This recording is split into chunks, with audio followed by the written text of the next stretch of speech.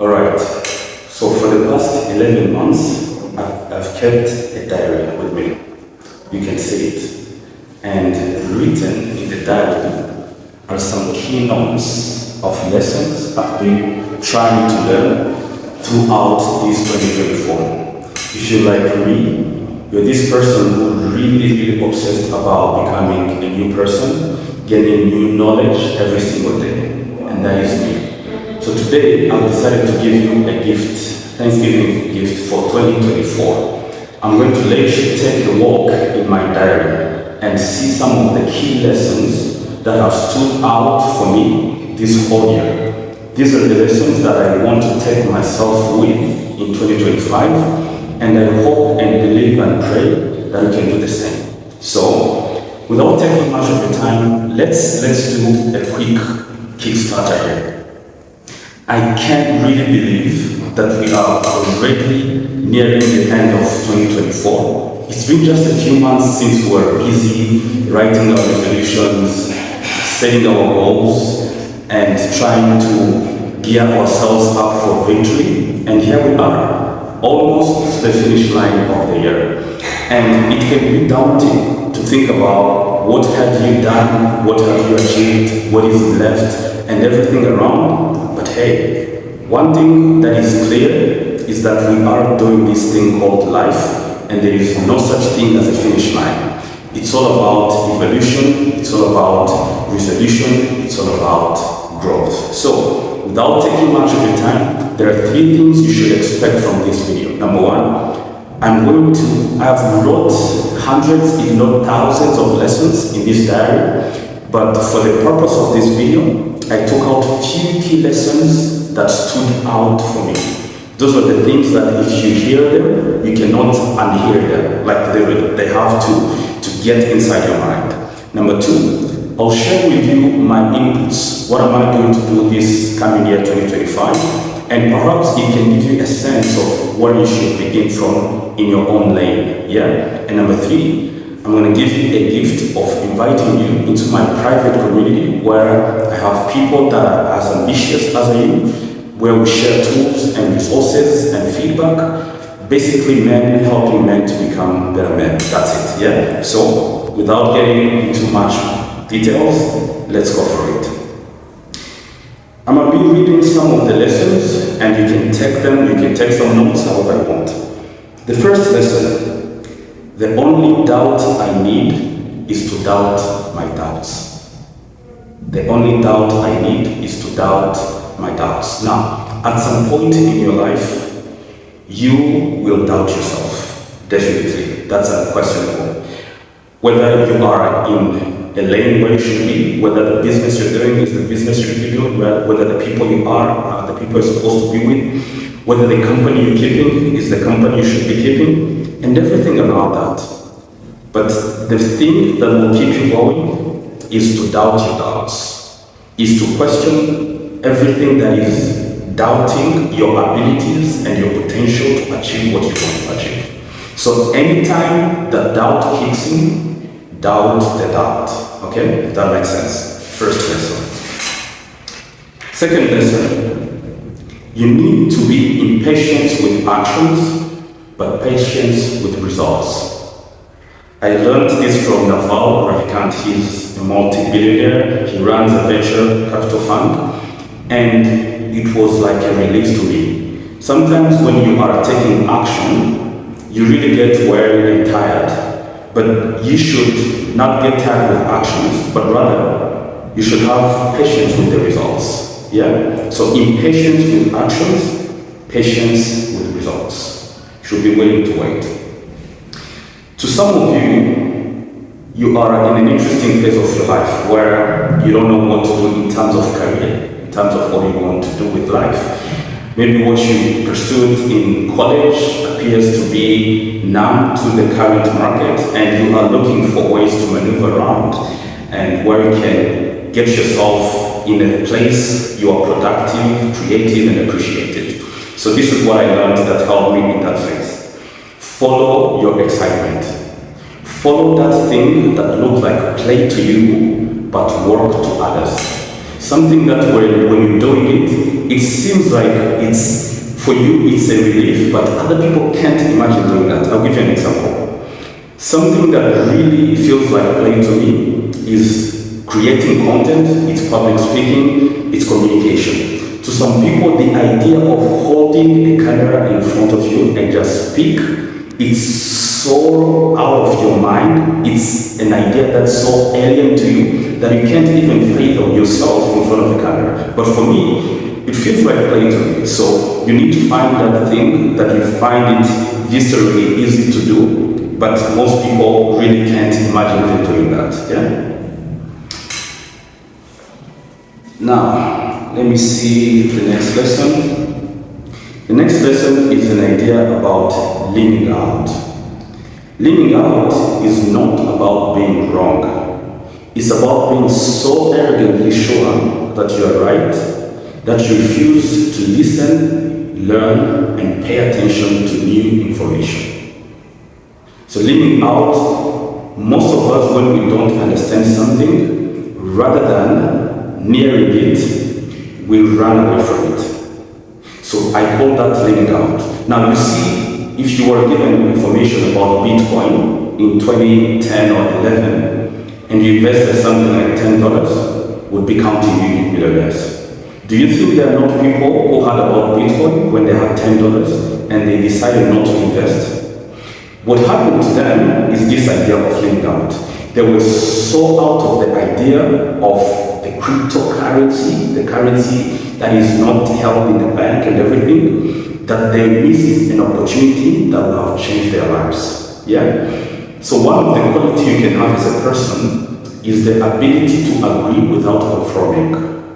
Yeah? The ability to listen without submitting to. Yeah? But anytime there is information leaning out, anytime there is bizarre behavior that people are running into AI today, you see, there is this saying that what the nerds do in the weekends we will all be doing in the next 10 years. Okay? So what people that are super smart are paying attention to today will be paying attention in 10 years. So you better reverse the curve. You pay attention to it today. It will help you a lot. Now, next lesson. The most convincing sign that someone will achieve new results in the future is new behavior in the present. This was it was so profound because most of us, we really overestimate our willpower of doing something in the future, but we don't give enough attention to acting in the present. That's why we can say 11 months have gone by and there are things that you wrote down that you would have done, you didn't do. Why? Because you were convincing in words, but your behavior didn't change.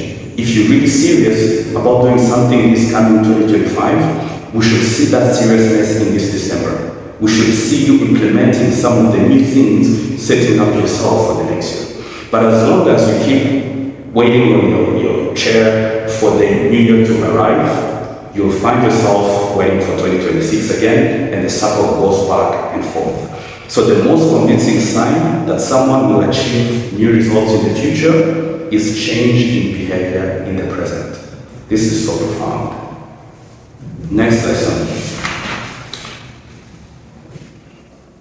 Next lesson is about indifference.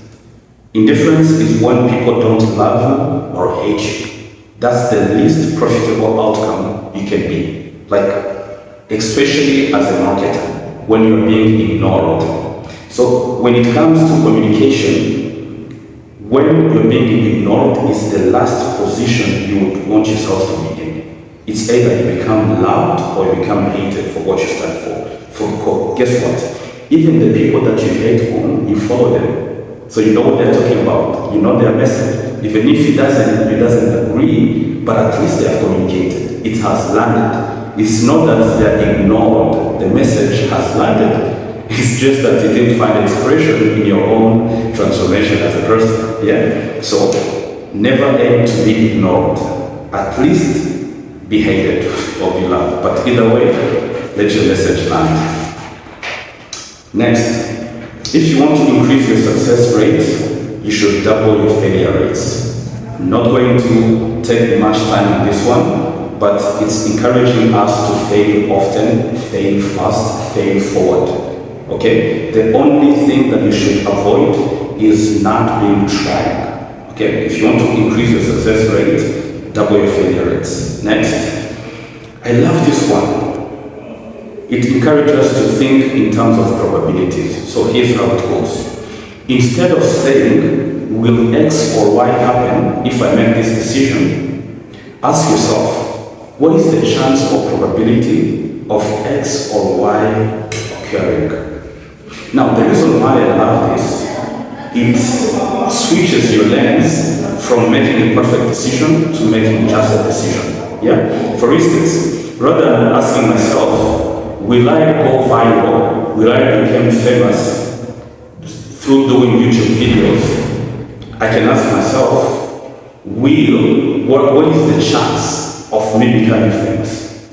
Like if I don't do any YouTube videos, it's guaranteed I will not become famous. But there is a probability that if I try this, then this is possible. Yeah? So it switches your mind from making certain decisions to making probability decisions, and it increases your peace of mind. Now, when it comes to business, this next lesson, it stood out for me because I'm this guy who really doesn't feel good about bureaucracy and a lot of logistics, where my thinking time to my execution time, it can be literally zero. Yeah, the moment I think something, I'm on to execution, testing, validating. By the time you're thinking of doing it, I've already decided if it works or it doesn't. That's me. So here's what I found that really stood out for me. Bureaucracy depends on the status quo long past the time the quo has lost its status. So meaning, bureaucracy, it really spends a lot of time in things that are outdated. We should try, iterate, and move fast. Next lesson, the market you decide to sell to your skills in will determine how much you get paid far more than the skills themselves. So some of us are being underpaid not because our skills are not enough, but because of the market we have decided to play in. Like literally, if some of you decide to switch the market you're selling to, your results will be different. I'll give you an example. I had a friend who was very good in design, and he designed some templates for people who are looking for jobs where they can fill in their CVs. Perfect CVs I've ever seen in my life. If it lands on my desk, I'll hire you immediately. The problem was the market he was selling to were unemployed people looking for jobs. Now, if you are selling to someone who doesn't have a job, how do you expect them to pay you? As a byproduct, his business didn't succeed not because the product was bad, but because of the market he chose to sell in. So some of you might be exactly in that same situation. Next. If a person doesn't have a limit in their belief, then the only limit they have is in their skill.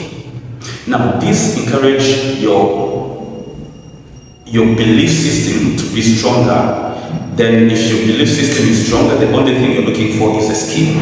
If you have belief, you can go in any market and become a player and a top player. Yeah? So that's why belief is so important, self-belief. That's why what you talk about yourself is important, because when you have that as a basic foundation, as a bedrock, then you can move into any market and become dominant. The fast way is the slow way, because the slow way is the only way. This, I love it. Why? Because we live in a time where people want fast results. We live in a time where people want to get rich fast and easy. And the only thing that we have learned about that is the overnight success is a long time of period that is behind the scenes. So I love this one. Now, okay, there is also this one I want to read to you. I call it the lonely chapter. Now listen to it carefully. There is a period in everybody's journey where they are so different because they have started to do new things that they no longer fit within a set of old friends. but they are not sufficiently developed that they've got a new set of friends and they are unsure if they have made the right choice or not. The wrong chapter. So some of you have decided to settle for more, but the problem is you haven't achieved more, but you're not in the old lane. You don't have the old friends, you don't have the new friends, you're in between, you're lonely. Yeah? So this is an encouragement that it's a phase and it will surely wear you out. Keep enduring it. Next. Enthusiasm is borrowing the excitement from the future, deploy it today, and actually make the future manifest. Now, enthusiasm is also a skill. Most people, they don't know this. If you can really become excited about the future you're building, borrow that excitement and deploy it today, you actually make it manifest tomorrow. So be excited and be enthusiastic about what you're building.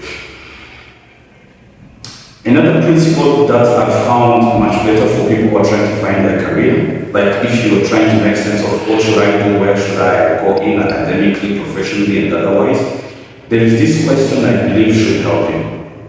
Who is having the most fun in their careers? If you look around, like for instance, if I see like bank cashiers, I don't think they're having fun. If I see the accountants, from my side, I don't think they're having fun. But there are people that I look to what they're doing and I think that's fun. And those are the people who give me a sense of what I want to do next. So if you're thinking about career, what you should be doing, maybe you should observe who is having the most fun and move accordingly. When it comes to marketing, there is this fact check reality that I want to share with you. There are a lot of good tech products that have died and a lot of inferior products that have succeeded. And as far as I can tell, the differentiator is communication. You can have a good product, you and I will both want that. If you don't know how to communicate it, it will die. Yeah. So communicating the value that the product brings, it can be the most important skill you can have in business. For some of you who want to go into content creation, but you haven't done it, haven't published content, let me encourage you with this one. Start publishing with perspectives. The ability for smart, useful observations to get into the hands of people with few ideas but lots of capital have never been better. You could build both a reputation and a balance sheet in this way. So the ideas that you publish onto the world, they can reach into the hands of people that your phone cannot reach. So learn to publish ideas. It's the best thing you can do with your life. Next, we're naturally born happy. We learn to be unhappy along the way. If I look at babies and toddlers, they're really happy. My only question has become, when have we become unhappy? So that can be a question I leave with you. I don't have answers for that. First you own your things, then your things own you. Have that. Teach you to be detached from the material side of the world. Feedback in form of revenue is the best validation and proof of concept. Like we vote good ideas with money. If you're trying something, if you're building a business, feedback you need is not in terms of words, it's in terms of people paying action. If people can pay for it, don't build it. As easy as it should be. Because so much confidence happens when you collect the first dollar from a client. Yeah. Personal branding is this idea of sending signals that says, this is what I'm out to in the world, do you want to come along? So it's not self-promotion, it's idea promotion. You are shining the spotlight on ideas, and people can get to a point where they can literally reduce you to the idea that you evangelize for. I love this one also. A founder's job is not to build product, it's to build a company that can build products. Sometimes you get lost in building stuff as entrepreneurs, but you need to remind yourself that your job is not to build those things, it's to build a company that can build those things. Yeah. Psychologically, I love this one also. We should normally pay attention to what's important, but our brain would rather think important what we pay attention to. Sometimes, not everything that makes noise you need to pay attention to, because the mind will think that as important because it's making noise, you know. So thinking is difficult, that's why most people judge. What can we say? I love it. So, the purpose, I love this one. The purpose of life is to find your gift. The work of life is to develop it. And the meaning of life is to serve it. I love it. A product without a story is a commodity. Ask yourself, you are in business to earn what, not to make what. Most of us will know what we want to make. You don't know what we want to earn. What mission are you on? What are you trying to eliminate into the world? Let me try to give you 3 more, then we wrap up. Real sales is finding someone who believes it's okay to pay you a lot of money, but get more than they paid for. And to find someone, if they knew what you know, would equally want what you have and would be frustrated if you withheld it from them. So, real sales is when someone is actually willing to pay a premium for what you want to offer with the knowledge that you have. Generous doesn't mean free. It means you're creating enough value that people insist on paying. Wow. Your gold is tied to your gift, your treasure is tied to your talent, and your profit is tied to your potential. And last one, you can't pray your way out into a problem you behaved your way into. You can't pray your way out into the problem you behaved your way into. As much as you would love to pray for everything, change behavior. It helps a lot. Sometimes it's not an issue of prayers, it's an issue of behavior. Many things, if you would literally change the way you behave, you would not need to pray for them. Now, I will share you more if I would. Maybe I'll do more of this. Let me know in the comments if you would want to hear more of these video formats, me sharing you with these lessons. As I wrap up, I'm going to share with you some of the inputs I have for this country. And this is for me to make a public commitment so that most of you can hold me accountable, but you would also know what I'm up to. So this is what I'm going to be putting in as an input. Reading a book per week, releasing a YouTube video per week, visiting one place per month, do a giveaway per month, launching a product per month, working out 3 times a week, facilitating a workshop or masterclass once in 3 months, holding a conference with a lot of invited guests once a year, and enrolling a company client once a month.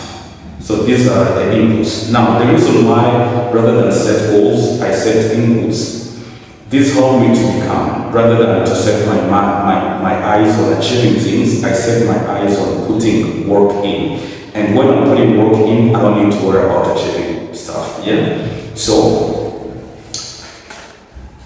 well, there you have it. Now, you might have heard me share these inputs and go like, dang, I wish I had clarity on what I want to do, on having people around me or doing this. Don't worry. My gift to you is that I have a private community of people that are taking it as serious as you and want you to join in. We have resources, we have tools, we have ideas, we have feedbacks, we have everything to help you to hold you accountable. We even have challenges that we're going to be running throughout the next year. And we can hold each other accountable, we can track the progress of everyone, and we want you to be part of that. If you would love that, the link is in the description. Join us, join men, helping men to become better men, and let's make this a success. Cheers. See you when you see me.